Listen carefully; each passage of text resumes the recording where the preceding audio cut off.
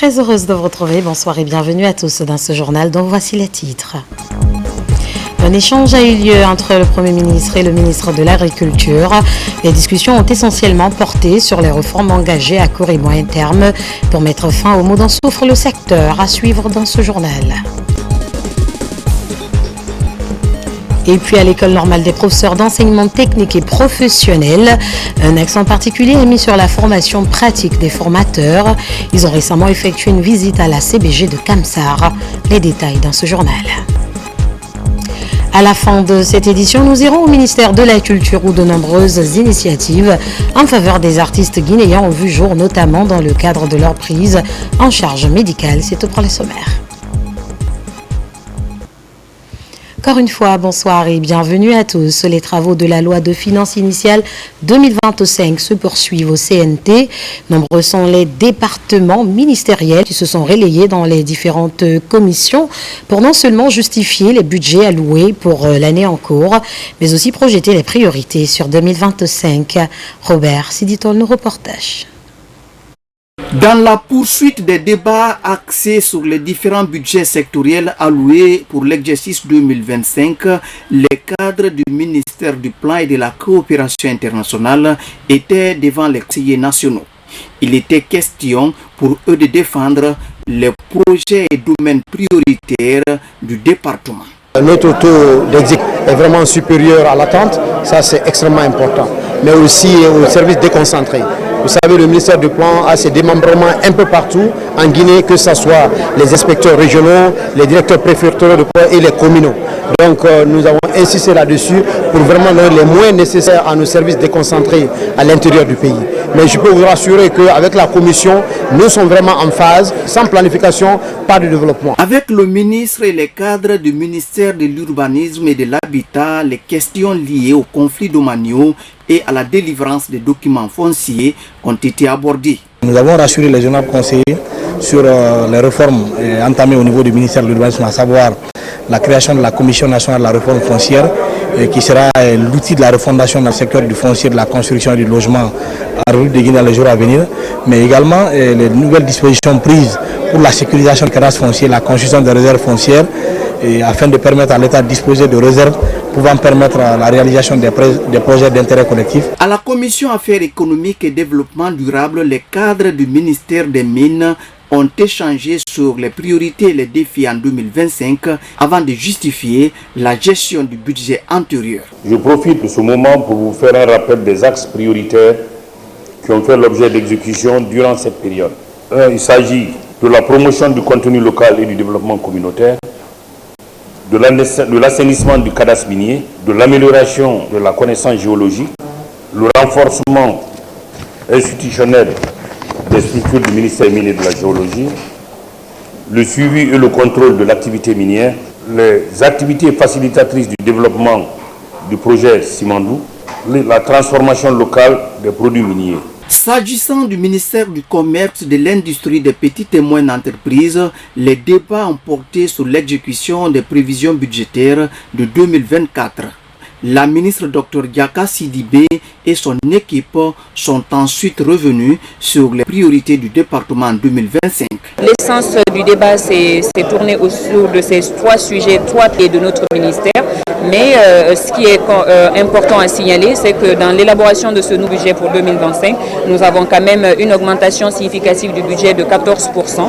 Et ceci va être revu parce que les préoccupations que nous avons énumérées aujourd'hui, qui contribuent directement à l'allègement du panier de la ménagère, ont été écoutées, entendues et nos doléances aussi ont été portées à l'attention des honorables conseillers. En répondant présent à l'appel du CNT pour éclairer la lanterne des conseillers nationaux par rapport à la mobilisation des recettes intérieures propres, la Direction nationale du budget, dans les travaux en commission, a présenté les prévisions budgétaires assignées à chaque régie financière en termes de mobilisation des recettes pour l'année 2025.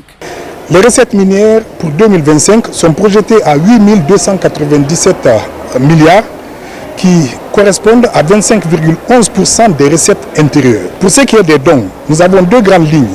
Les dons du budget d'affectation spéciale du Fonds commun de l'éducation qui s'élève à 38 milliards et les dons projets pour 1397 milliards. Les recettes administratives, quant à elles, sont évaluées à 2253 milliards. Ça correspond à une augmentation de 19%. Pour ce qui est de la contribution par régie financière, la Direction générale des impôts doit mobiliser 17 291 milliards. Ça correspond à 52% des recettes projetées. La douane, 39% et le trésor, 9%. Les travaux se poursuivent par la rédaction du rapport final sur le volet recettes de la LFI 2025. Il fera l'objet de séances plénières pour l'examen et adoption très prochainement. Comme annoncé dans les titres, le Premier ministre chef du gouvernement a effectué une visite de travail au ministère de l'Agriculture et de l'Élevage. Au menu de la rencontre, apporter des solutions aux maux dont souffre le secteur. Autre détail dans ce reportage de Ousmane Bangora. Sous les yeux du Premier ministre chef du gouvernement, les cadres du ministère de l'Agriculture et de l'Élevage sont mobilisés autour du premier responsable du département pour passer en revue les différentes activités réalisées et en cours de réalisation. Cette rencontre aura permis aux acteurs en charge du secteur de présenter les conclusions des états généraux de l'agriculture et de l'élevage. La vulgarisation des différents tests juridiques que nous avons, essentiellement la loi d'orientation agricole, le code pastoral et le code de l'élevage. Nous lui avons aussi présenté le cadrage de la campagne agricole 2025 à venir, tout ce que nous comptons réaliser pour le développement de l'agriculture, notamment l'autosuffisance alimentaire et la sécurité alimentaire au sein de notre pays.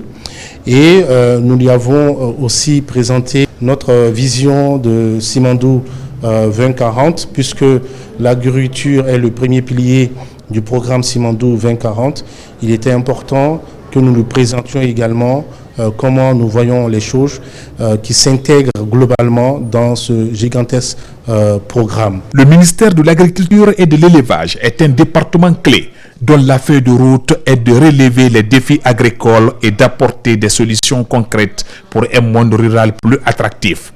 Son ambition aujourd'hui est claire: porter la contribution de l'agriculture au PIB de 19% à 50%, en mettant en place des stratégies efficaces pour orienter les investissements publics et privés vers ce secteur porteur de croissance. Le développement aussi des agripreneurs à travers l'accès au crédit et que nous allons discuter avec les différentes institutions financières et les partenaires techniques et financiers basés en République de Guinée. Et nous avons aussi discuté de la transformation des produits agricoles sur place, ce qui apporte de la valeur pour nos agriculteurs et nos éleveurs. L'accès aussi aux zones de production, qui est un défi qu'il faut relever afin de pouvoir acheminer les productions vers le marché, mais aussi réduire les pertes post-récolte. Et en cela, il est essentiel, et nous l'avons montré au Premier ministre, que nous avons des projets de développement des chambres froides dans l'ensemble des 33 préfectures de la République de Guinée. Le Premier ministre Amadou Riba a insisté sur la souveraineté alimentaire qu'il considère comme la base de l'indépendance d'un pays.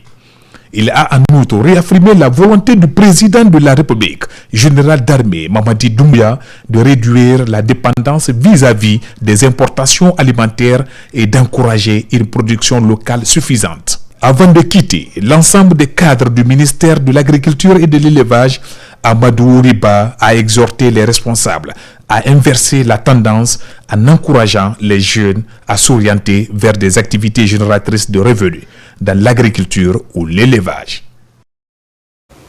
À Kindia se déroulent les travaux du comité interministériel de pilotage et de coordination du projet de développement de l'agriculture commerciale en Guinée, un financement de la Banque mondiale et du gouvernement guinéen pour faciliter l'insertion des jeunes. Fodé Camara, reportage. Pour la mise en œuvre du projet de développement de l'agriculture commerciale, la République de Guinée bénéficie d'un financement de 100 millions de dollars de la Banque mondiale.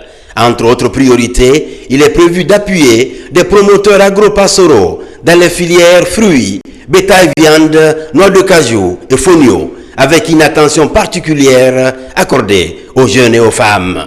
J'ai soumissionné à l'appel pour la production de rejets et j'ai été retenue. Et actuellement, nous sommes sur ces activités. On a déjà planté pas mal de souches pour la production des rejets. Cette activité de production de rejets avec le PEDAC est une grande opportunité pour nous. Pour moi, et personnellement, et pour d'autres jeunes aussi qui vont avoir de l'emploi avec moi dans ce cadre-là. Pour amorcer l'année 2025 avec une feuille de route bien ficelée, les membres du comité interministériel de pilotage et de coordination évaluent les mécanismes pour accompagner l'insertion des jeunes dans les filières porteuses grâce à un meilleur accès au financement. Le bilan est satisfaisant. Quand on prend par exemple l'avant-dernière mission de la banque qui était venue au mois de mai et celle aussi du mois de décembre, les résultats n'étaient vraiment pas encourageants. Mais au mois entre septembre et octobre, la mission qui était venue, elle a constaté vraiment que les choses ont commencé à bouger dans le bon sens. Donc tout ce que nous demandons aujourd'hui à l'équipe du projet, à la firme d'assistance technique, aux partenaires de mise en œuvre, au Magel, c'est de maintenir la cadence afin vraiment de partir vers la seconde phase du projet. Entre autres recommandations, consolider les acquis pour développer la production et l'exportation des fruits. Autre défi, accompagner la transformation. En 2023, ce projet, il était à 17% de taux d'exécution. À date, aujourd'hui, nous sommes vraiment à 40% de taux d'exécution financier. Et le taux d'exécution physique est à 50%. Ça veut dire qu'en un an, nous sommes parvenus à faire bouger les lignes et à peu près de 23%. Et la particularité de ce projet est que ce projet va permettre aux petits producteurs, aux PME, aux TPE, ainsi que les organismes professionnels de pouvoir se repositionner dans un environnement concurrentiel où la qualité est un défi à relever chaque jour. Dans le lot des filières prioritaires du projet de développement de l'agriculture commerciale en Guinée, le fonio, une approche globale d'accompagnement pour améliorer la qualité du fonio made in Guinée est prévue. Ceci afin d'accroître les revenus des acteurs sur toute la chaîne de valeur, de la production à la commercialisation. Et disons qu'il y a quelques jours, le gouvernement guinéen signe un accord avec une banque primaire de la place. L'idée étant de créer un compte et domicilier les avoirs de la diaspora guinéenne. Au Rwanda, l'initiative a été appréciée par l'ambassadeur Soumaïla Savané qui a eu une séance de travail dans ce sens. Makeme Donzo nous fait le point. Autour de cette table, plusieurs dizaines de compatriotes intéressés par l'initiative. De l'autre côté, se trouvent des responsables de Ecobank, dont la filiale Guinée est signataire de ce protocole d'accord avec le ministre des Affaires étrangères. La rencontre vise à étudier comment établir une connexion rapide entre les deux parties pour concrétiser les termes de cet accord. Beaucoup de compatriotes ont manifesté leur intérêt de rapatrier des fonds pour faciliter le financement de leurs projets. À travers ces partenariats entre le ministère des Affaires étrangères et la société Ecobank, nous voyons une fois de plus la volonté du gouvernement à œuvrer pour le bien-être de la diaspora. La vulgarisation de cet accord s'inscrit dans la continuité de ce vœu émis par le gouvernement. Et je profite de ce micro pour dire merci à l'ensemble du gouvernement guinéen pour cette épine qu'elle ôte du pied de la diaspora. Une adhésion massive dont se félicite l'ambassadeur extraordinaire et plénipotentiaire de la République de Guinée au Rwanda. Sa juridiction diplomatique est la première à adhérer au projet. Soumaïla Savané a prévu plusieurs autres séances de sensibilisation en faveur de la Banque de la diaspora. C'est vraiment une initiative du président de la République, le général d'armée Mamadi Doumbouya, qui s'inquiète vraiment pour le bien-être des Guinéens, non seulement à l'intérieur de la Guinée, mais aussi à l'extérieur de la Guinée. Donc c'est vraiment son initiative que le ministère des Affaires étrangères a décidé d'avoir ce partenariat historique avec Ecobank. Donc je vous demande simplement vraiment de vous y intéresser. Il y a quelques jours, le ministre des Affaires étrangères signait un accord avec une banque privée guinéenne. Cette structure bancaire se propose d'accompagner les Guinéens établis à l'étranger à travers la domiciliation de leurs comptes. C'est une grande première en République de Guinée. À l'occasion de la Foire internationale de Dakar, la ministre du Commerce, de l'Industrie et des petites et moyennes entreprises était sur le terrain pour s'inspirer du modèle de développement industriel sénégalais. Parmi les zones visitées en agropole, à l'initiative d'une collectivité locale. L'objectif est clair, tisser en partenariat avec le département de tutelle au Sénégal. Abdul Karim Kamara, compte rendu. À 5 km de Dakar, la commune rurale de Sandiara, département de Mbour, dans la région de Thiès. Voici une zone économique spéciale, la seule d'ailleurs du Sénégal à être créée par une commune. Un pôle de développement industriel et d'agrobusiness dynamique et intégré de 100 hectares, visité par Dr Diaka Sidibé. Après ce modèle porté par les collectivités locales, la ministre élargit sa visite à 2 autres modèles, l'un porté par le gouvernement et l'autre par un partenariat public-privé. Cette mission d'aujourd'hui est un échange. Madame la ministre est venue voir ce que nous faisons concrètement en matière d'industrialisation, de promotion des sites industriels. Mais nos discussions nous ont montré que, d'un certain point de vue, nous avons également des choses à regarder du côté de la Guinée. Une belle idée qui a été proposée, c'est la proposition de faire une zone mixte entre les 2 pays, adossée aux potentialités, en tout cas au niveau de la frontière, mais au-delà de ça, des autres spéculations. Voici la maquette de la plateforme industrielle intégrée de la commune de Diamniadio.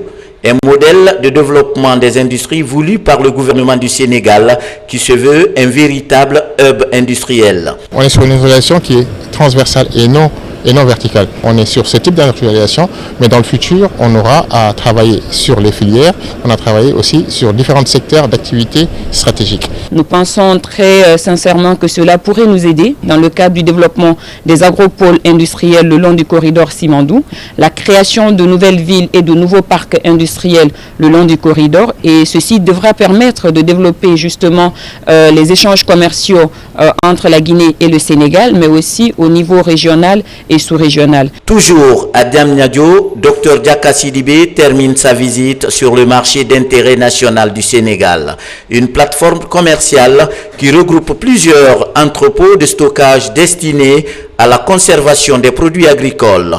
Il est aussi un espace privilégié de négoce pour les acteurs du monde agricole. Dans un autre registre, à Zérécor et lancement de la formation sur l'opérationnalisation de la chaîne d'exécution budgétaire des services déconcentrés. Le projet est piloté par le ministère du Budget. L'objectif est de promouvoir la gestion rationnelle des dépenses publiques au niveau local, aussi garantir un meilleur fonctionnement des structures de l'État. Lancé Kamisoko, Mohamed Salih Oupaï, Mohamed Lamine Diallo. Cette formation s'inscrit dans une démarche proactive visant à renforcer l'efficacité de l'exécution budgétaire au niveau local. L'une des mesures phares de cette réforme est la suppression de la délégation des crédits permettant aux services déconcentrés d'avoir un contrôle direct sur leurs fonds, réduisant ainsi les délais et améliorant la réactivité face aux besoins des populations. Avant cette nouvelle plateforme qu'on dénomme Sonaya, l'exécution du budget au niveau déconcentré était très compliquée. Et notamment, il y avait une longue procédure pour exécuter le budget. Et une fois le budget exécuté, il y avait tout un problème qu'on avait avant d'avoir accès au montant en question. Mais avec la nouvelle plateforme, je crois que tout sera facilité désormais. Un tel système de dématérialisation de l'exécution des dépenses au niveau déconcentré est un sentiment de satisfaction pour nous, et à travers le chef de l'État, nous remercions Monsieur le ministre du Budget pour cette initiative. Les participants se sont familiarisés aux différentes étapes de l'exécution de la dépense publique. La phase administrative qui couvre la planification, l'approbation et l'engagement des dépenses a été détaillée. Durant 3 jours, on va les apprendre des notions d'abord théoriques sur les procédures, les textes, le contrôle, la comptabilité, et ensuite ils vont avoir vraiment un exercice pratique. Il y a un kit informatique qui est mis à leur disposition. On avait une pratique d'exécution du budget qui était manuelle. Nous venons maintenant à la phase de digitalisation de l'exécution de ces dépenses publiques. C'est un ouf de soulagement pour nous. Surtout quand vous voyez le nombre d'instances de paiement, souvent sur la table par rapport à tous ces retards-là. Avec l'implémentation de Sonoya et l'optimisation de la chaîne d'exécution budgétaire, les services déconcentrés pourront désormais mieux répondre aux attentes des citoyens et garantir une utilisation optimale des crédits publics. Dans le volet défense, le chef d'état-major de l'armée de terre en séjour de travail en région forestière s'est rendu au bataillon d'infanterie de Masonta et celui de Koyama. Parallèlement, il a visité les positions avancées, points d'appui et PS. C'était l'occasion pour lui d'encourager et féliciter la troupe pour les efforts consentis sur le terrain. Adjudant Omar Kamara, correspondant de la presse militaire. Poursuivant son séjour dans la 4e région militaire du pays, le chef d'état-major de l'armée de terre est reçu par les forces de défense et de sécurité de la préfecture de Massanta. Dans sa communication, le général de division Abdoulaye Keita a expliqué à la troupe le renouveau ambitionné par la hiérarchie militaire avant de donner des directives quant à la défense de la patrie. N'oubliez jamais que vous êtes les piliers de la défense de notre pays. Je souhaite partager avec vous quelques directives importantes pour renforcer encore davantage votre efficacité, ou inspirer confiance et rester à travers vos actions et votre comportement en faisant des actions, bien sûr civilo-militaires, de votre essor au profit de cette population. La haute hiérarchie est à vos côtés et reste attentif à vos préoccupations. Vous n'êtes pas sans savoir tout ce que la hiérarchie, à sa tête, le commandant en chef des forces armées, est en train de faire au profit de l'armée guinéenne. Depuis la prise du pouvoir jusqu'à maintenant, beaucoup de choses ont été faites. Et ils continuent encore à le faire. De la portion centrale du bataillon d'infanterie de Massanta, en passant par la compagnie d'infanterie de Koyama, jusqu'au pont Baou et Banyaro, partout, le chef d'état-major de l'armée de terre a insisté sur le renforcement de la cohésion, la discipline et la vigilance le long de nos frontières. Veillez sur nos frontières et rendez compte de tout mouvement inhabituel. Rendez compte de tout ce que vous constatez. C'est important. Et avec la bonne collaboration avec la population civile, ils pourront aussi tout le temps vous renseigner. Vous avez besoin de ça. Et c'est ce qu'on attend de vous. Le chef d'état-major de l'armée de terre a eu un entretien avec les forces de défense de Libéria sur le renforcement de la sécurité et le vivre ensemble entre les deux pays. C'est cette petite enfoulée, les prières et bénédictions en faveur de la paix et pour le chef suprême des armées que cette tournée de prise de contact a pris fin ici à Massanta. Et puis une mission de la Haute Autorité de la Communication séjourne dans la Cité des Agrumes, conduite par le président de l'institution. La mission a rencontré et a échangé avec les médias locaux sur la responsabilité du journaliste dans le traitement et dans la diffusion de l'information. Yaya Silla, depuis Kenya. Le président de la Haute Autorité de la Communication en personne conduit cette délégation ici à Kindia. Boubacar Yassine Diallo s'est entretenu avec les représentants des médias et les journalistes sur la responsabilité sociétale des hommes de médias en cette période de transition. Je suis porteur d'un message de paix. J'ai dit et redit aux journalistes qu'ils avaient le devoir d'informer objectivement l'opinion. Donc l'objectif, ce n'est pas de leur dire de ne pas dénoncer, de ne pas critiquer, mais ils doivent le faire sur la base de faits avérés, sur la vérité. En professionnel de médias, les journalistes ont échangé sur l'importance des médias de proximité pour les communautés. Depuis que nous sommes en fonction, nous n'avons jamais enregistré une plainte contre un journaliste de Kindia, ni de la part d'un citoyen, ni de la part d'une autorité. Et je me suis permis de féliciter les journalistes de Kindia. Et d'ailleurs, ils l'ont démontré dans la salle. La discipline avec laquelle ils ont accueilli nos messages prouve qu'ils ont la faculté d'écoute. La venue du président de la Haute Autorité de la Communication a été une opportunité pour nos journalistes d'échanger autour du comportement de nous les hommes de médias pendant cette période et surtout dans notre exercice de tous les jours. La mission de la haute autorité de la communication se poursuivra à l'Abbé et à Cancan pour transmettre les mêmes messages aux autres collègues. Et puis l'école normale des professeurs d'enseignement technique et professionnel s'active dans la formation des formateurs. Cette fois-ci, un accent particulier est mis sur la pratique en entreprise. D'ailleurs, ces formateurs ont récemment effectué une visite à la CBG de Kamsar, ce qui constituait pour le NPET une ouverture vers le secteur conformément à la vision des autorités. Kerna Ousmane Diallo. L'orientation prise à l'enseignement technique est désormais de prioriser les formations pratiques dans l'encadrement des apprenants tout en tenant compte des besoins des entreprises.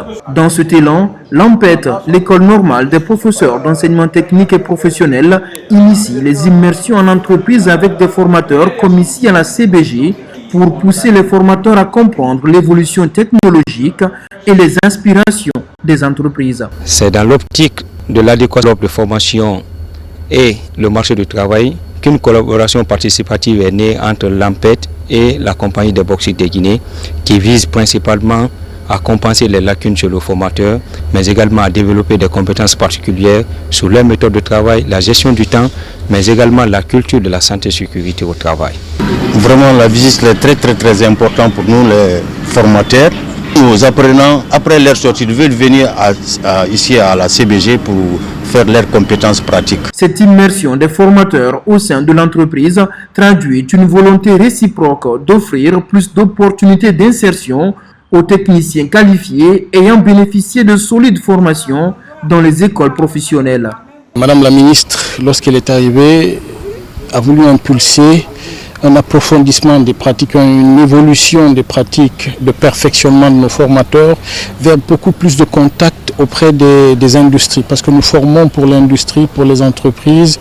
Venir aujourd'hui s'imprégner de ce qui se passe dans nos installations permet à ces enseignants de former et très bien dans les métiers de l'industrie minière et nous sommes très fiers pour ça. Avant la CBJ à Kamsar, l'AMPET avait organisé une immersion dans l'usine de meubles de Marifala à Maferia pour affiner la formation en menuiserie. Ce programme va se poursuivre. Dans sa vision globale Simandou 2040, le gouvernement guinéen lance un nouveau document de politique de protection, santé, sécurité au travail, initiative à laquelle adhèrent les partenaires sociaux, à savoir syndicats, patronat et gouvernement, pour améliorer les conditions de travail et accroître la productivité dans les secteurs porteurs de croissance. Amadou Touré, reportage. C'est le lancement de la politique nationale de sécurité et santé au travail. L'initiative s'inscrit dans la vision globale du programme Simandou 2040 qui fait de la protection sociale des travailleurs un maillon essentiel de la politique de réforme et de modernisation des services du ministère du Travail et de la fonction publique. La complexité croissante de l'évolution rapide du monde du travail exige l'adoption d'une approche systémique en vue de gérer et de maintenir un milieu de travail sûr et salubre. Cette décision interpelle davantage les différents acteurs du monde du travail sur de nombreux dangers auxquels sont exposés les travailleurs et sur la nécessité d'agir ensemble pour maîtriser les risques d'accidents et des maladies professionnelles. Le présent document, qui fait l'objet de présentation officielle, a déjà reçu l'aval des mandats tripartites, gouvernement, syndicats et patronat qui ambitionnent tous de promouvoir la sécurité et la santé au travail. Pendant tout ce processus, pour répondre à deux impératifs majeurs, le changement de la nature du travail et du milieu du travail, et les changements intervenus dans les normes du travail, parce qu'en Guinée, il y a eu des évolutions fortes ces dernières années. Le gouvernement guinéen, une fois encore, rassure les travailleurs guinéens, rassure les employeurs, les employés et leurs familles qu'ils doivent veiller à la santé et à la sécurité des travailleurs. L'objectif visé à travers cette démarche est de garantir l'amélioration continue des conditions de travail et l'accroissement de la productivité dans les secteurs de l'économie nationale. Nous allons entrer dans une véritable transformation numérique. Nous allons entrer dans une véritable transformation sociale. Le monde du travail, les pratiques du travail vont aussi évoluer. D'où la nécessité de renforcer la concertation, les mécanismes et les stratégies pour faire en sorte que, quelle que soit l'évolution, que les questions de santé et sécurité soient prises en compte. D'après les statistiques de l'Organisation internationale du travail OIT, plus de 3000 travailleurs meurent chaque année par manque de meilleures conditions de travail. À cela s'ajoutent de nombreux cas d'accidents.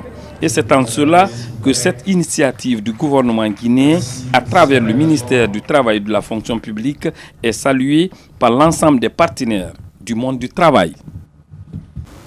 Dans le volet santé, lancement du projet Success, une initiative qui vise à dépister des lésions précancéreuses du col de l'utérus par le test HPV. L'action touche plus de 1500 femmes en Guinée. Soltis et Expertise France sont les partenaires de mise en œuvre. Adiatou Bari pour plus de précisions. Lutte contre le cancer du col de l'utérus, la Guinée veut expérimenter le dépistage des lésions précancéreuses. Une avancée majeure qui passe par le test HPV et les femmes vivant avec le VIH sont les principales cibles du projet Success. On sait aussi que le cancer du col de l'utérus, le risque est multiplié par 6 chez une femme infectée par le VIH. À travers le projet Success, nous avons désormais notre algorithme, l'algorithme de dépistage des lésions précancéreuses du col de l'utérus en Guinée, qui coïncide également au même jour à la validation du tracker national pour le dépistage du cancer du col de l'utérus.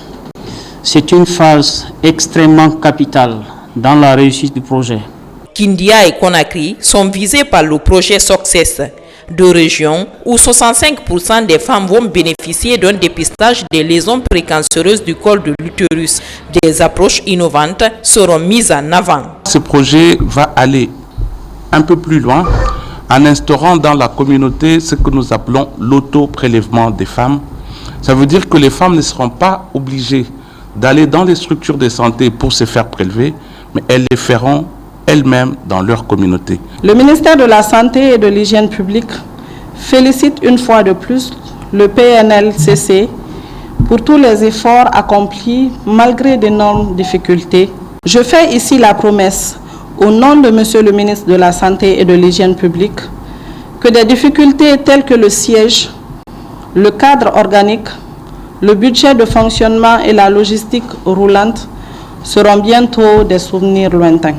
Ce projet est prévu pour une durée de 26 mois. Déjà, un pool de biologistes et de cliniciens sont formés sur le test HPV.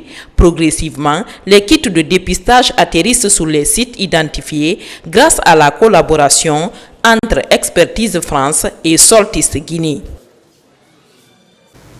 En Guinée, célébration différée ce 18 décembre de la Journée internationale des personnes atteintes de handicap. Le thème retenu est « Pour une société inclusive, levant les obstacles à l'accessibilité ».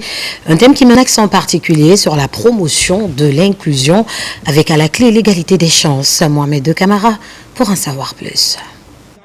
La célébration annuelle de la Journée internationale des personnes handicapées est différée ce 18 décembre à cause du drame des Erékoré. Pour mettre les pensionnaires de la cité de solidarité et autres personnes handicapées dans les conditions idéales de logement, le lancement de la reconstruction et de l'extension de la dite cité sont parmi les activités de cette journée de célébration. Nous pointons du doigt des conditions existentielles souvent délicates et rudes que vivent ces personnes. Mais nous magnifions aussi les efforts engagés par nos autorités qui s'évertuent à réduire l'ampleur des défis. À l'instar de la situation mondiale, les personnes handicapées de Guinée représentent une frange non négligeable de la population guinéenne. Cependant, malgré leur importance numérique, elles sont confrontées à des difficultés aiguës, réduisant ainsi leur participation au développement. Cette journée dédiée en faveur des personnes handicapées a été une occasion pour les autorités du pays de garantir des mesures d'inclusion en faveur des personnes handicapées de la Guinée. En référence aux orientations inclusives du chef de l'État et en plein accord avec Monsieur le Premier ministre, j'ai le privilège d'annoncer les 4 principales mesures d'inclusion ci-après. En premier lieu, dans un délai de 2 mois, à compter de ce jour, la primature et l'ensemble des départements ministériels sont conviés à rendre leurs locaux plus accessibles par l'installation de rampes et de parkings adaptés aux personnes handicapées. Deuxièmement, à compter de 2025, tout recrutement à la fonction publique tiendra compte d'un quota de 10% réservé aux personnes handicapées. Troisièmement, dès le premier trimestre 2025, un recrutement à la fonction publique exclusif et spécial de 100 agents en situation de handicap sera organisé. En quatrième et dernier lieu, le projet de loi révisé et l'ensemble des textes d'application relatifs à la protection et la promotion des personnes handicapées sont approuvés par les équipes du secrétariat général du gouvernement. Le ministère de l'économie et des finances est disposé à accompagner le fonctionnement de la principale organisation fêtière des personnes handicapées sous réserve qu'elles se mettent en règle vis-à-vis de l'État. Quant au projet présidentiel portant reconstruction et extension de la Cité de Solidarité, nous réduirons le délai contractuel de moitié, soit de 36 mois à 18 mois, et doublerons le nombre d'appartements qui passera de 100 à 200 appartements. Quelques réalités illustrant l'inclusion des personnes handicapées ont été servies aux invités. D'autres activités comme la remise des didactiques, des appareils orthopédiques et l'exposition des objets artisanaux du génie créateur des personnes à mobilité réduite sont entre autres moments forts de la célébration. À présent, ce communiqué de la Caisse nationale de sécurité sociale, communiqué.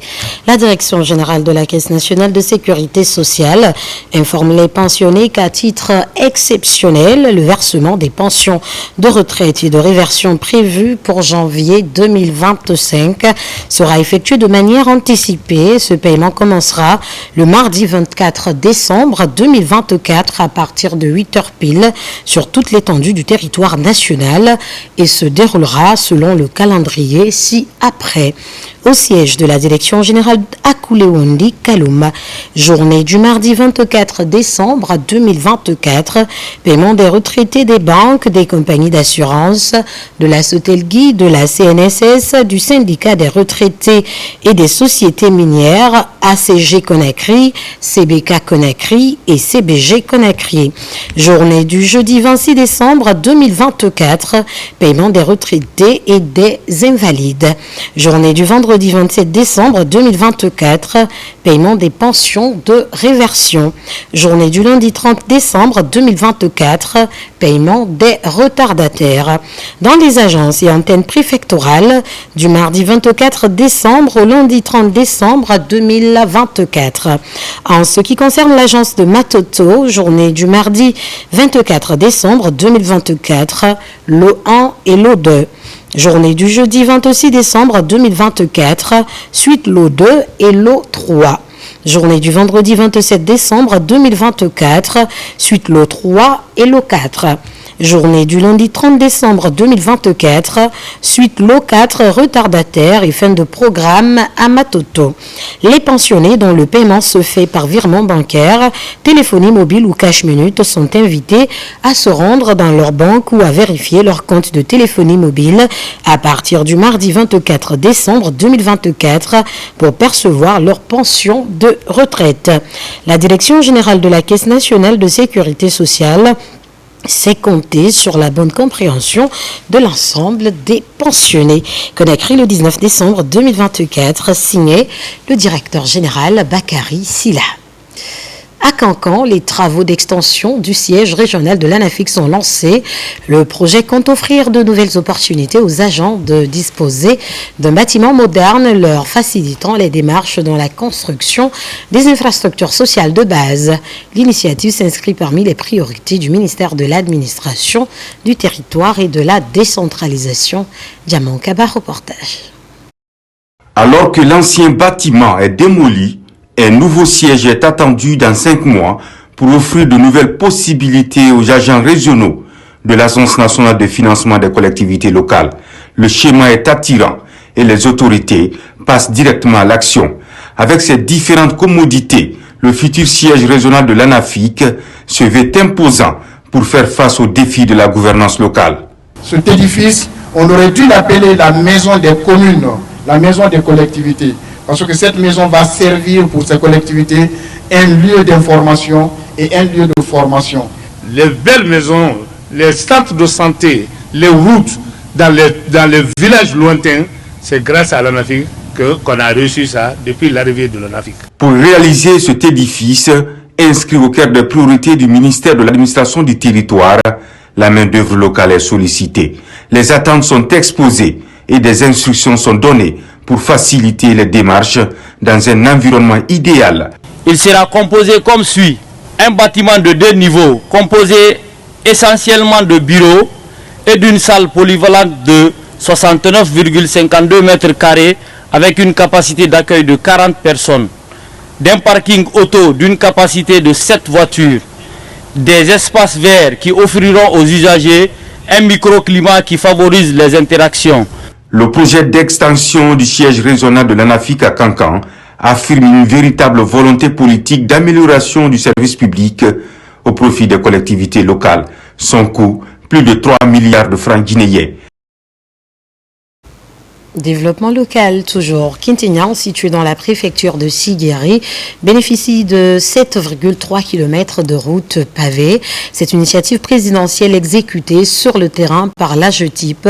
Les populations ont pour l'occasion exprimé leur reconnaissance au chef de l'État à travers une forte mobilisation au stade sous-préfectoral de la ville. Mamadi Ternaka Misoko nous fait le point. Sous-préfecture la plus peuplée du pays avec près de 300 000 habitants selon les données officielles, Quintignan bénéficie des actions de développement du président de la République. Le conseiller principal du chef de l'État, Papa Fofana, accompagné des cadres ressortissants de Siguiri, lance officiellement les travaux de 7,3 km de pavage du centre-ville de Quintignan. L'événement est historique et pour témoigner leur reconnaissance au général Mamadi Doumbouya, le stade sous-préfectoral draine du monde. Ce programme de pavage des communes permettra à Quintignan, dans un premier temps, de paver 2,3 km de route, réduisant considérablement les poussières qui affectent la santé et le quotidien des populations. De créer 417 emplois directs en priorité pour les jeunes et les femmes. Nous vous souhaitons les bienvenus et un séjour agréable dans la ville d'or de Bouré. La cause qui nous anime, soutenir le CNRD par la sensibilisation, l'information de la population sur le programme et l'acquis du gouvernement va droit au cœur de la population de Siguiri. Ce programme national de lavage des chaussées et trottoirs est piloté par le ministère de la Jeunesse et des Sports à travers l'Agence guinéenne d'exécution des travaux d'intérêt public pour l'emploi AGETIP. Sur place à Quintignan, les équipements et autres agrégats de construction sont déjà sur le terrain. Pour cette phase pilote, 2,5 km de voirie sont concernés. Très heureux d'être ici et de participer à la pose de la première pierre qui rentre en droite ligne des actions que le président de la République a bien voulu initier pour la préfecture de Siguiri.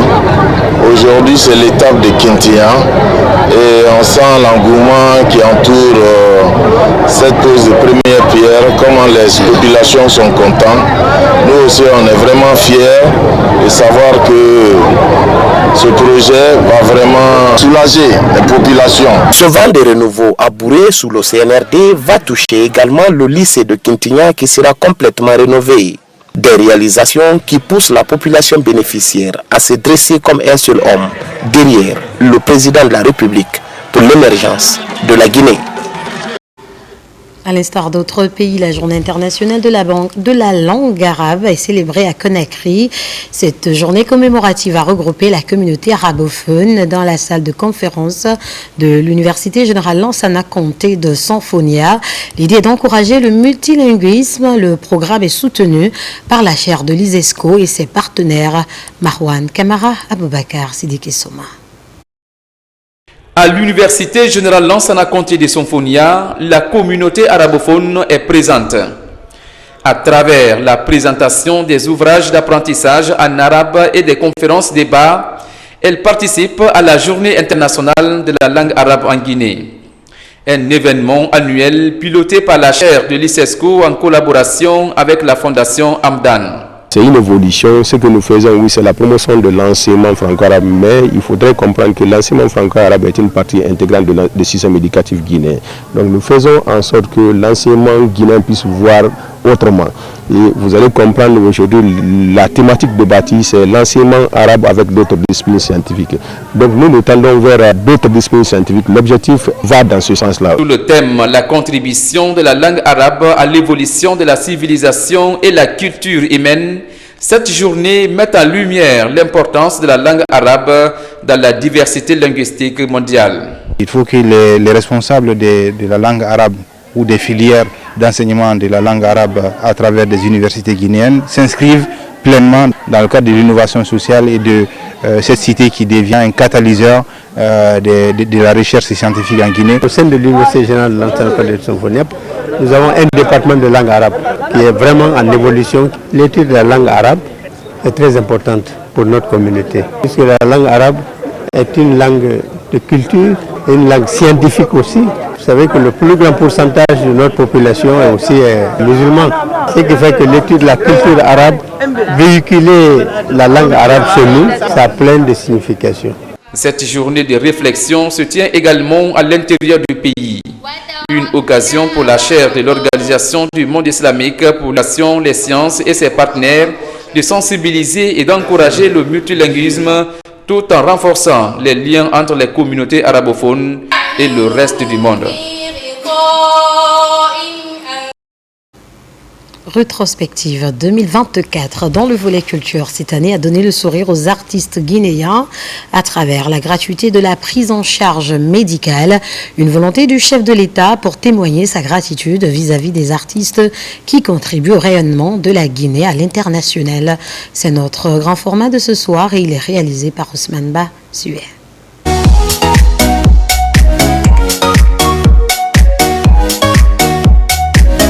2024 aura été une année mémorable pour les artistes, celle au cours de laquelle le monde de la culture est gratifié de la prise en charge médicale. Depuis l'annonce de la nouvelle, ils sont plusieurs icônes de la première génération d'artistes à recevoir leur passeport sanitaire.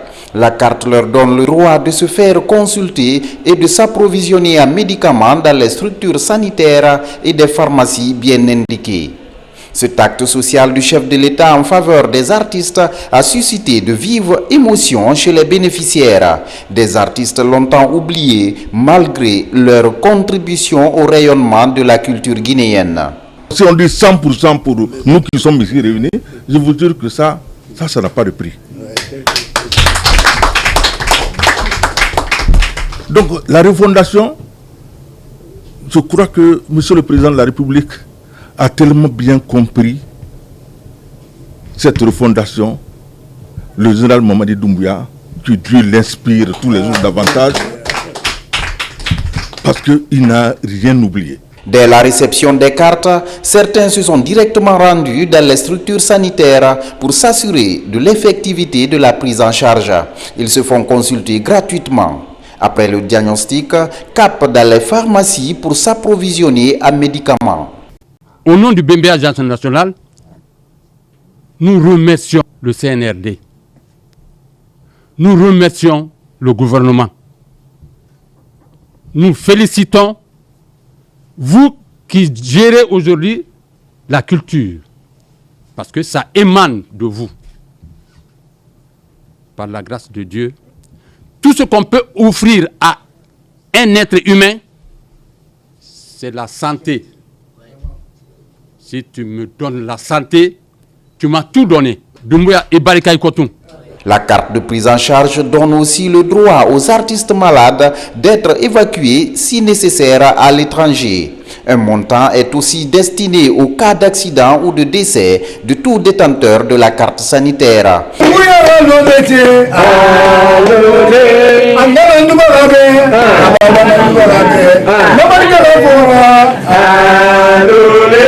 L'année est couronnée par l'organisation du Festival international du Djembe.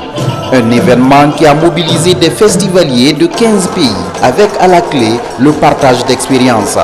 Un véritable coup de maître du ministère de la Culture, du Tourisme et de l'Artisanat qui organise cette deuxième édition après celle de 1999 sous l'appellation de la Biennale internationale Fusion. La renaissance de ce festival marque le retour de la culture guinéenne sur la scène internationale.